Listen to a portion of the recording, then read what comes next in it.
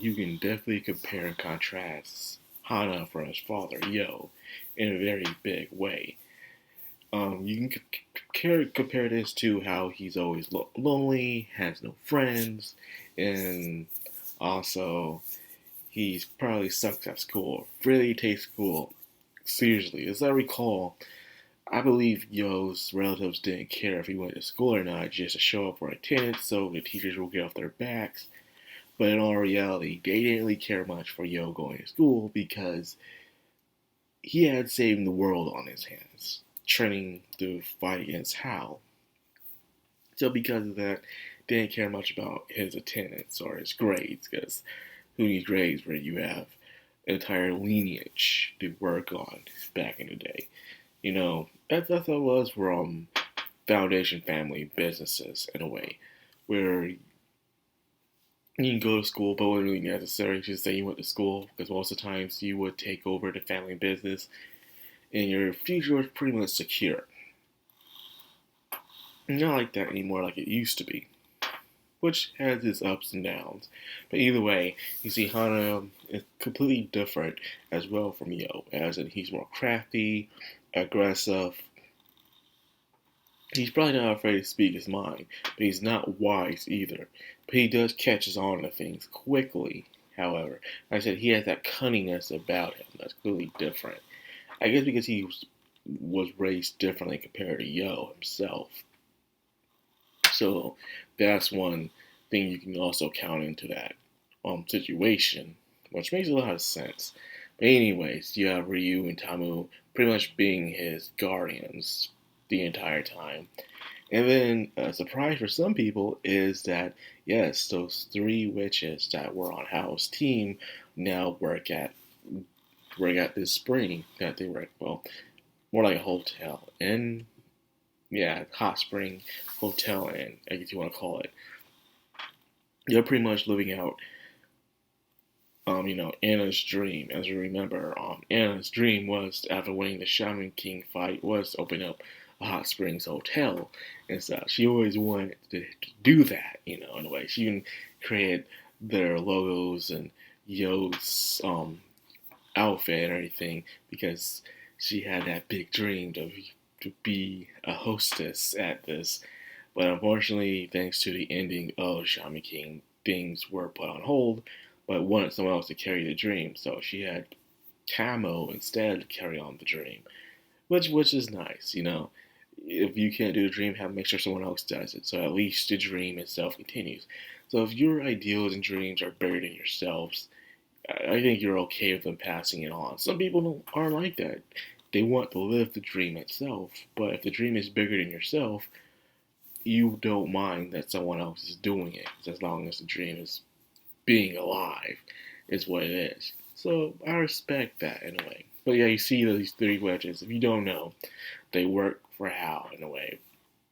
And they were demolished, well, betrayed by one of their comrades, and then only to find the truth about Hal, that he can read minds and he didn't care for his comrades. In fact, he wanted to eat them when they found out what happened to them, in a way, which was a very sad moment for them.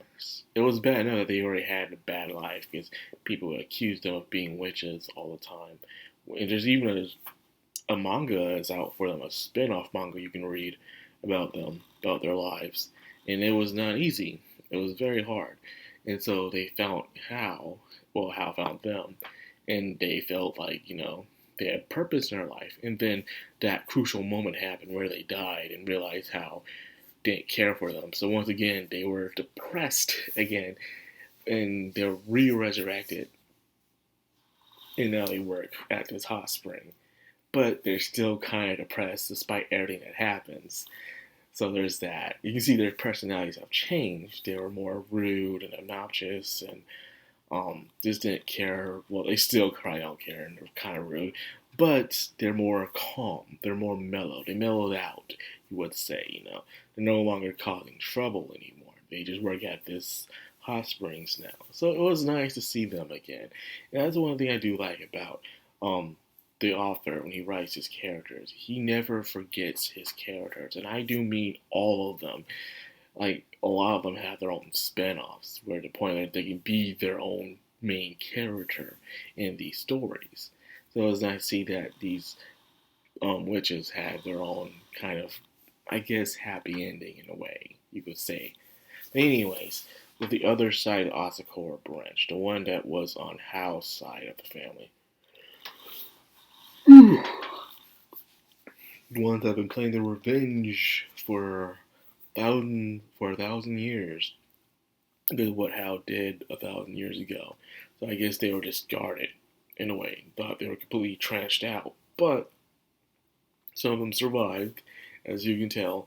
And this entire time it's been revenge, revenge, revenge.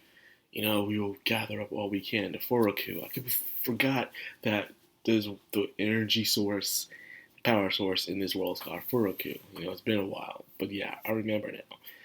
And it didn't go out the way they thought it would. Yes, they have a lot of Furoku, but they had no experience. And that was the main problem.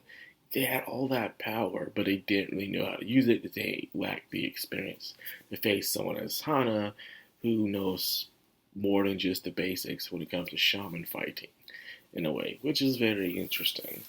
And it proved it right here how old-fashioned and out of style they are.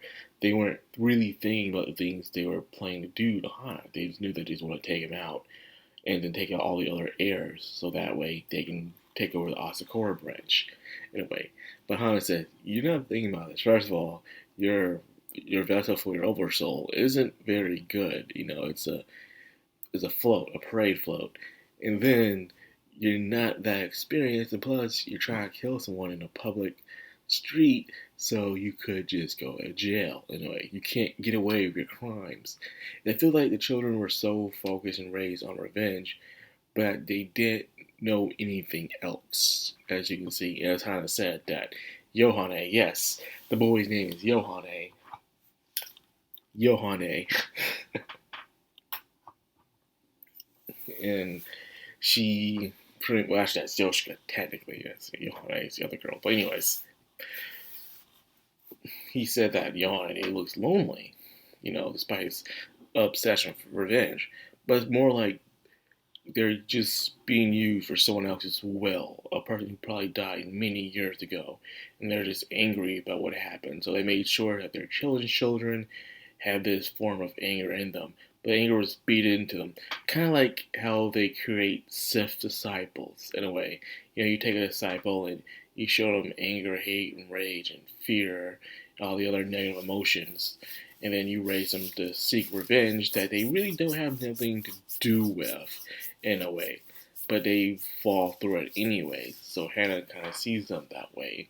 And don't mind being friends with them, despite how cringe he sees them as, from wearing an eye patch to her in her crazy parade float. He thinks it's all weird and cringe and just not good up to date was what it is. Yes, that's what you call it.